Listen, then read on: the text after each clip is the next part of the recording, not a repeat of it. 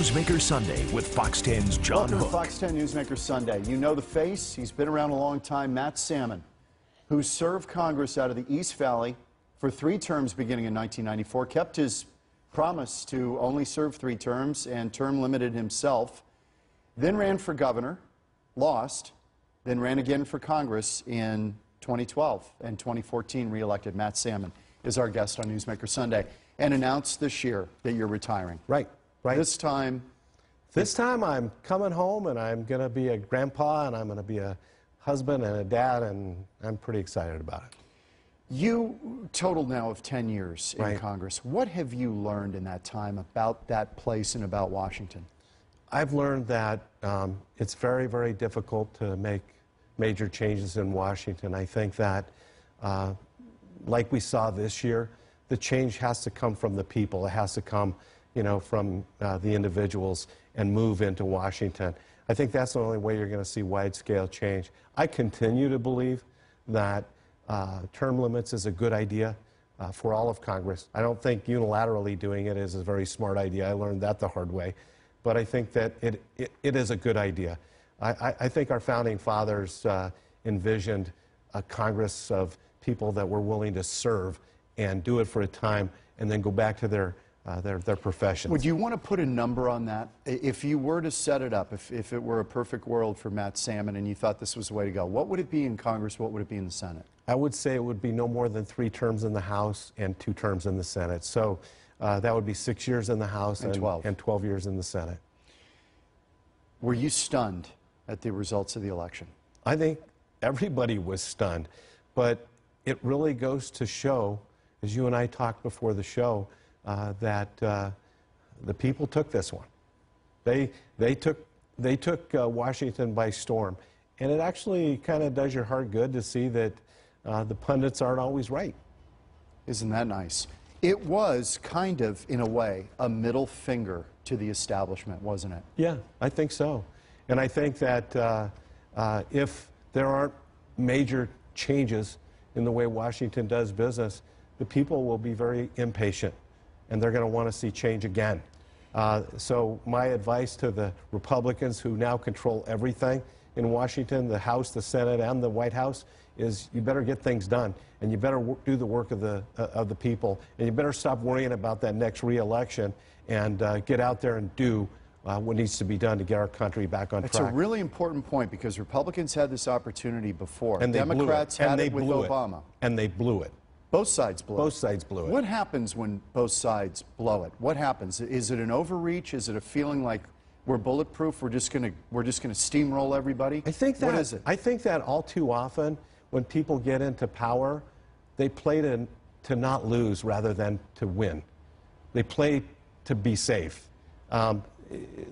Keep in mind that most people that get elected to office, their most important priority is getting reelected to office, and they don't want to upset the apple cart too much. And if we do the kind of changes, the kind of sacrifices that America needs to do to get great again, it's not going to be easy. And people don't like to hear difficult things. They want to hear just wonderful, positive things, not tough things. And there are some tough things that America is going to have to do. We got to deal with this budget situation. We have to deal with this deficit spending. It's out of control. Yeah. I mean, $20 trillion debt, that's not reasonable. That's not fair to my children, my grandchildren, and it's not fair to America. And so that's a big part of it. I think fixing Social Security and Medicare so it doesn't go broke as it's slotted to do. Social Security might be the easiest of the bunch, actually. I think it would be. I think that there are some solutions readily available. Now, none of them are easy, John. None of them are easy. And what everybody's afraid of is that the first person or party that pops up with solutions is going to be demagogued and you know... banished. Yeah, banished. Yeah, by the voter. Because that's the third rail of American politics. But you know what? There are no easy solutions anymore for anything. But the longer we wait, the worse. The longer we wait, the worse it's going to be. We just need to tear the Band-Aid off and move on. And is it going to require some sacrifice on the part of people in America? Yes, it is. Let me run tape number 2. Donald Trump, the Time Man of the Year, And let's just talk about Trump for a minute, because you've got to know him. He called you. He wanted an appointment with you. He wanted to talk to you. Right. What did he want to talk to you about? This was, what, about a year ago? It was before he got into the president race. I was in New York for some other meetings, and he asked to meet with me. So I was able to spend a little over an hour with him, one-on-one, in his office in Trump Tower. And he just wanted to talk about how he felt the process was completely broken, that we had lost immense respect overseas. That shining city on a hill that Ronald Reagan had talked about wasn't shining so bright. And he just wanted to talk about, wanted to get my thoughts. He actually listened more than he talked. What do you think drives him? What is it that drives Donald Trump? Success. Donald Trump adds another new title. You think he wants to be a great president? I do. Not just a guy holding the office. No, I think he's very, very driven by success, and he likes to win. He's a different guy. I think you and I both had this experience. You spent more time with him than I, but when I interviewed him here in Phoenix, I was taken aback, frankly, that the guy I was talking to, and I asked him, I said, who's the real guy? This guy standing before me, or the guy on the podium? And, Well, you had this same experience. For one thing, John, I think that, you know, he had so much experience in reality TV, and that's where Americans kind of are right now with their entertainment. Yeah. And he ran really the first reality TV presidential campaign. I think he's a very different individual in my dialogue with him than his persona. He listens far more than you would expect. He listens far more. And when you look at some of the appointments that are starting to materialize right now, it's pretty evident that he's listening. General Mattis is respected far and wide on both sides of the aisle. He'll be the new Secretary of Defense. Tom Price will be the Secretary of HHS and you know, getting our health care issues back. He'll be involved in Obamacare. Yeah, he'll be big time involved in Obamacare, and he's a physician himself, but incredibly intelligent guy. And I could go on and on. I think there are some really talented people that are coming to, you know, coming into play. You're hopeful. It was just announced, by the way, Rudy Giuliani is taking himself out of contention for the Secretary of State. You're hopeful. I hear in your voice. You're hopeful about this period. We all got to be. In fact, even Obama, you know, after the election, did something I thought was pretty stellar. He came out and he said, you know, give the guy a chance. This is America we're talking about. We all want him to be successful. This is about all of our lives and the greatest country that's ever been. We all hope he's successful. Well, he was on the other end of that. I mean, he knows what that feels like to come in and you've got people on the other side rooting against you. You know, I listened. I was invited to a dinner honoring Rudy Giuliani just the other night at the Colombian embassy. And the ambassador from Colombia, who is a very dear friend with Rudy Giuliani, was giving him an award. And Giuliani got up and he said something I thought that was quite interesting. Trump probably learned more, and I found this in my life too, from failure than from success. Anybody can, you know, be a great guy if you succeed all the time. But the guy that can fail and then rebuild from scratch, you know, like that poem If, Rudyard Kipling? Right. If you can take everything and build it all over again, that's the test of a real, you know, Where was your failure? Well, I lost the governor's race by less than 1 percentage point. Does that still sting? You know, I think what a different state this might be if we hadn't got into a lot of the budgetary concerns that we got into because of some of the programs that she put in place. Janet Napolitano. Yeah, Janet Napolitano. She put a lot of new spending programs in place and then left to go to Washington, D.C. when the budget was in the lurch and everything was in a shambles. Boy, you lost that race by a close margin. I lost that by less than 1 percentage point, and yeah, it hurts. But, you know, what did you learn from it? What I learned from it is that failure is not such a terrible thing. I think failure is incredibly important to remember that you're not all that in a bag of potato chips, you know. That maybe a little humility is a good thing. Let me run tape number 3. Donald Trump takes his phone call. And then here's a tweet. Interesting how the U.S. sells Taiwan billions of dollars of military equipment. I should not accept a congratulatory call. He takes this call from the president of Taiwan. Who I know well. Breaking, right, because you've done a bunch of business there. I was at her swearing in just a few months ago. This was a break from 1979 was the last time anybody did this. What was such a big deal about that? You know what I find ironic is that the loudest voices saying what a horrible breach that was are the same voices that didn't say anything about Obama unilaterally negotiating with the lead sponsor of terrorism, Iran, and cutting a deal that should have been a treaty and required a two-thirds vote in the Senate and ramming through what I think was a horrible deal, or working with one of the most horrible mass murderers in the history of the world, Fidel Castro, and not a peep out of these same folks about the unilateral dialogue between Obama and them. This was not a big deal. I was in Taiwan in 1979 as a Mormon missionary when the diplomacy was ended with Taiwan, and we started recognizing the One China policy. Right. And I've got to tell you, Taiwan has a robust democracy. They are a strong friend and ally of the United States. And I think that maybe it is time to change a little bit of the dialogue with China.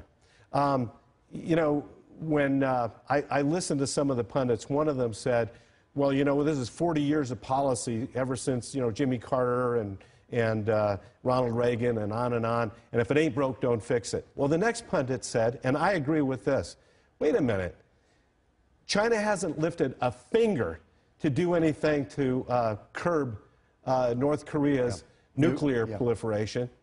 They are building military installations on land that doesn't belong to them in the South China Sea. Right, the Spratly Islands. Yeah, and I could go on and on and on. And they dump things like steel, and they play unfair competitive... steal our intellectual property. Yeah, right. And I could go on and on and on. It's a great relationship. Are you saying that it ain't broke? Maybe it is a little broke. Well, do you think when he took that phone call, there have been some who speculated, I don't think they're right, that he didn't know any better? I think he knew exactly what he was doing. I agree with you. And I know there are people on his staff worked on that. Bob Dole was involved. Right, Bob Dole was involved. They represent Taiwan.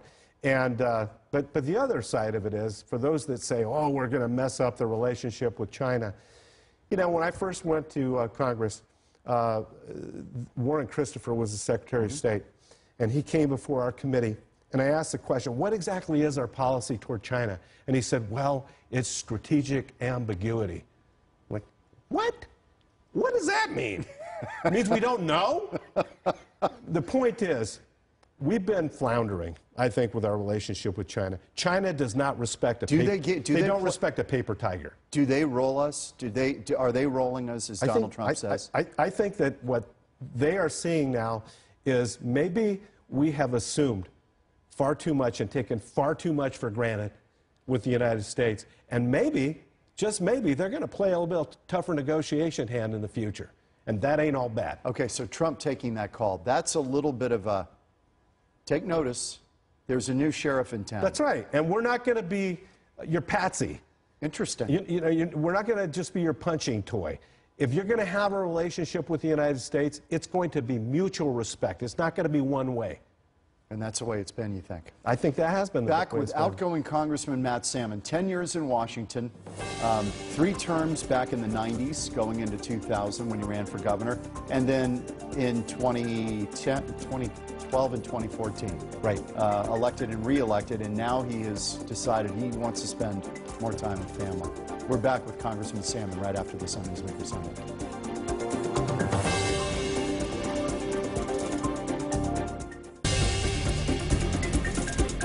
Back on Newsmaker Sunday with Congressman Matt Salmon from the East Valley, who has been in Congress now. This is really 10 years, 3 in the 90s, and then left, ran for governor, lost that race against Jan Napolitano, and then ran again in 2012 and was reelected in 2014.